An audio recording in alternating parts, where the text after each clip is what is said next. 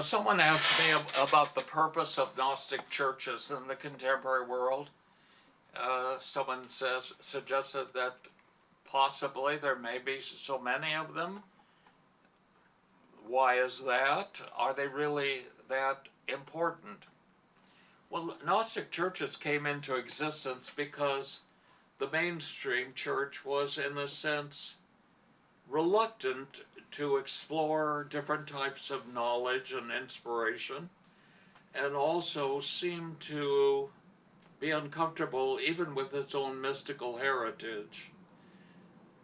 As a consequence, there was a certain amount of dissatisfaction and, in a sense, a desire to separate and have, where it was legally possible, meetings of individuals who believed in Gnostic reality.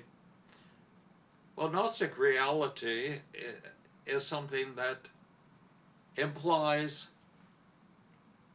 that the spiritual dimension of ancient scriptures and religious documents, the spiritual aspect of it is way beyond the limits imposed by words. So in a sense, when an individual has a Gnostic experience or set of understandings, that individual looks at the words of Scripture, and in a sense, the words of Scripture will read to that person what the real meaning is. In other words, there will be a communication to what is hidden as presence behind the words of Scripture, and something that is known intuitively is this hiddenness.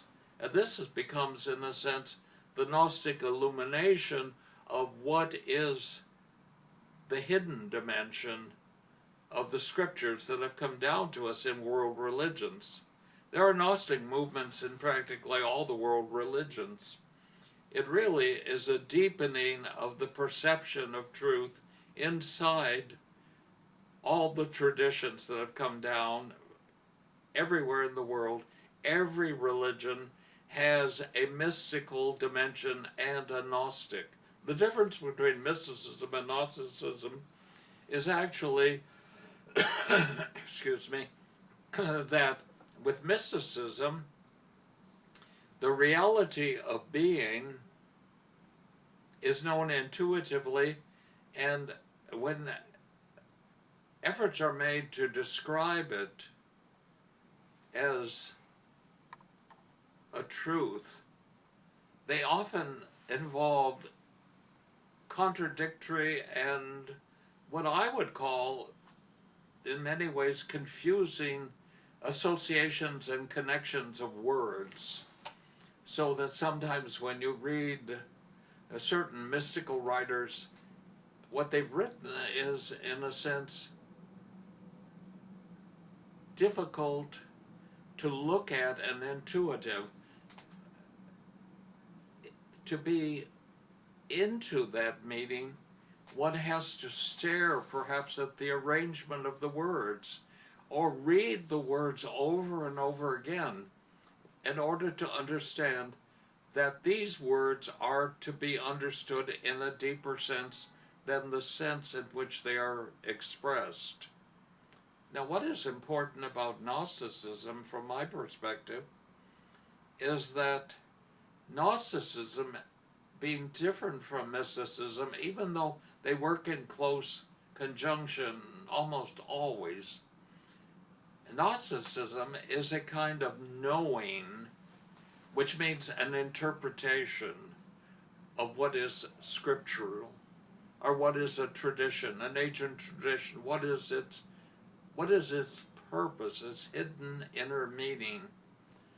So intuition is part of the process of understanding, but also in Gnosticism there are patterns of association. When a certain word like veritas, truth, is used, verite in French, Wahrheit in German, truth in English, this word has different associations, and when it's used in certain connections and combinations, it becomes, in a sense, a pattern, in a sense, an opening up of an insight into the truth behind all that's being said in this biblical poem or this passage from one of the Nag Hammadi documents or something from the Gospel according to Valentinus or the Gospel of Truth. In other words, there is a certain amount of interpretation. Now, the history of interpretation depends on those who started the process and those who continued it. So when individuals study the interpretation of a concept, they would go back to the ancient writings from Nag Hammadi or the Gnostic scriptures that are found in various traditions along the Mediterranean that have come down to us. The Corpus Hermeticum is a perfect example. It is a complete system in the sense that it's a body of knowledge with a tremendously ancient history. But then we have to go through the history of consciousness, the history of thought, the history of religious thinking, and see what interpretations were given after the initial idea was, shall we say, set up as the primal model of the meaning of a word.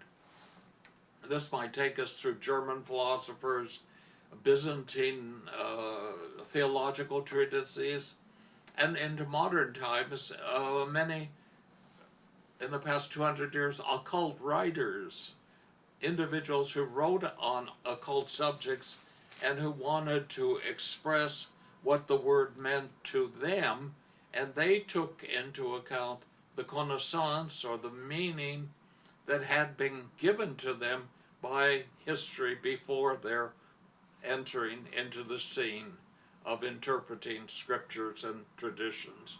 Now, this is the whole process, and this pattern of action is applied to all the elements of the Catholic Church, of the Orthodox Church, of the sacramental ancient churches that base themselves on old patterns of worship and religious thought.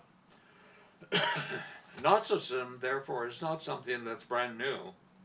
It is based totally on a grounding in tradition and ritual going back in time. Another thing about Gnosticism that's important is that there are many different schools because there were many different Gnostics. And they associate and group themselves and follow different patterns of thinking based on the traditions to which they adhere. One of the most important innovations in the history of Gnosticism was the entry of spiritualism and spiritist phenomena into the process of Gnostic thinking. What is important in Gnosticism is really, of this type, dialogue with ancient spirits. Many of the spiritualists who were Gnostics actually believed that they were communicating through a medium with ancient Gnostic philosophers such as Valentinus or some of the ancient Egyptian Gnostics, many ancient Persian Gnostics. These entities came and spoke through certain mediums, and they gave directions and guidelines to the interpretation of tradition and scripture. That was one of the traditions that developed in France and Belgium and spread throughout Europe. Another was the introduction of magical thinking into the process of the Gnostic analysis of scripture and tradition. And that came from the influence of the Hermetic Order of the Golden Dawn in England and the development out of the Hermetic Order of the Golden Dawn through a set of revelations of their own, of the teachings that are attributed to Aleister Crowley. Now, as far as Gnosticism is concerned, his system is considered a form of Gnosticism, but a form of Gnosticism that has been enhanced or enriched by the revelations he received in the Book of the Law, which is, in a sense, another one of his scripture and tradition productions. In fact, it is, for him, a defining point of his position. There are other schools of Gnosticism. Among them are those schools of Gnosticism that have come in as a result of a concern with UFO phenomena. Unidentified flying objects become unidentified flying ontology, a subject where the communication with extraterrestrial beings through their visitations to our land and our life sphere, our anima mundi, our world soul, by their coming from outer space to our world soul, has enabled us to enter into a dialogue with them. This has added another dimension, because not only do we want to know the mystical sense, the Gnostic understanding of these traditions and scriptures, but we want to know if they are the same as those beliefs and philosophies that are held outside of our world, outside of our anima mundi, in extraterrestrial realms, in other dimensions. So that is another possibility.